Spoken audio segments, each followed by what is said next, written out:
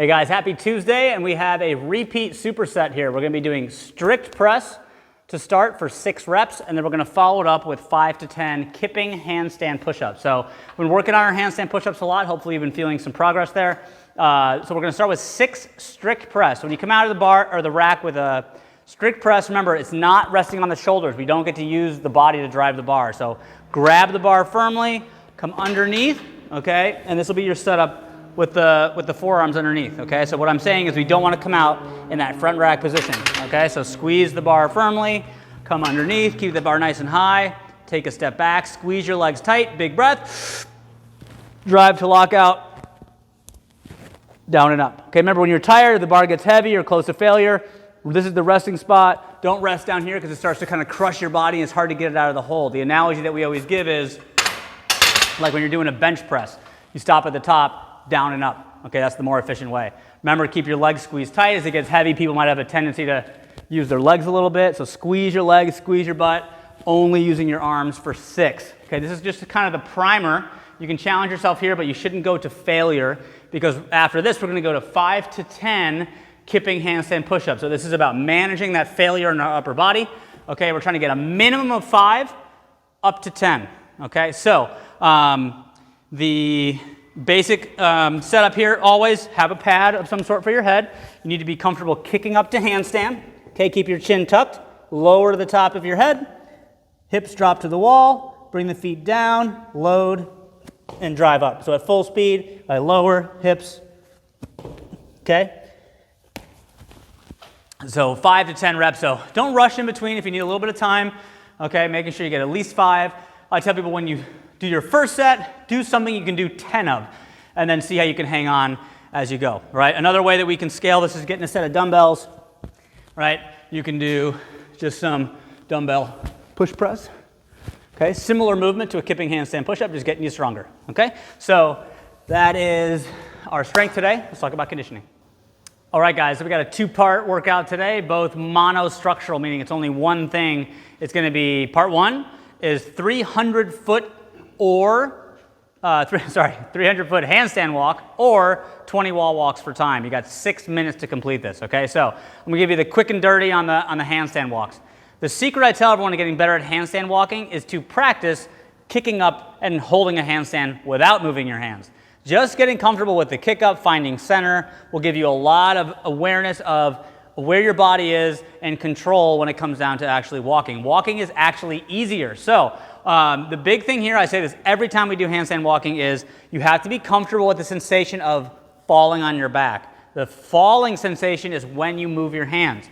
Okay, so when you're just learning, if you're comfortable kicking up to a handstand in free space and you're struggling with walking, just think in your head, I'm just going to kick up and try to hold still. From that position, either you're going to fall towards your back, which is when you can walk, or you'll fall your feet back to the floor. Okay, that's fine. But the idea is when you're learning, you're going to kick up, okay, and I go back to my feet. But what I didn't do there is I didn't rush my hands forward. Okay, this is the common problem, is that people rush walking their hands and they never get into that good falling position. What we want to get to, every now and then you kick up and you fall a little bit, okay? I was trying to show like a beginner style. So it's like you just take your time with it and ease into when you walk, work on your position. Some people will feel that they start going too fast. That's typically one of 2 reasons. One, they don't kick up under control. They're used to kicking up to the wall and they're used to the wall catching them. So they go too fast. So they can't catch up. Or one big thing that also happens is that their core breaks and their feet bend. And so what happens is all their weight from their feet and their back shifts forward, and that creates too much leverage, kind of shoving them that way. So again, just practice nice controlled kick up and ease into it, okay? If you're not there yet, all good. We're going to do 20 wall walks. So this is all about efficiency and reducing time under tension. So we want to be quick up and down so we can rest our arms between reps, okay? So when you start in the bottom of the push-up, okay, the first thing you're going to do is kind of, with as little arms as possible, sit back, and then we're going to talk about this a lot. Keep the chin tucked while you reach up. Okay, so as I take a big step up, watch what I'm going to do with my hips.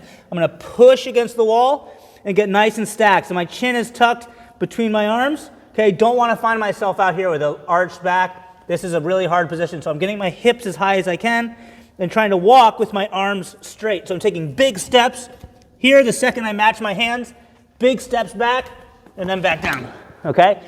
So really, if you keep your chin tucked and your hips stacked, it's not gonna be pressing, you're not gonna be pushing, right? But it's kind of like shifting your weight with a straight arm, which is a much stronger position. If you don't have good overhead mobility, if you struggle to open your shoulder with a nice locked elbow, wall walks are always going to be hard. So a way that you can scale this is just to reduce the range of motion if you need. So you start in the same position for everybody, and then maybe I have a line, let's say right here. I step up the same start, tuck my chin, and then just come to that line, and then come back, okay? And back down. So no matter what, whatever option you choose, whether you're struggling with the handstand walks, wall walks, you got a 6-minute cap here, just make it as far as you can, okay?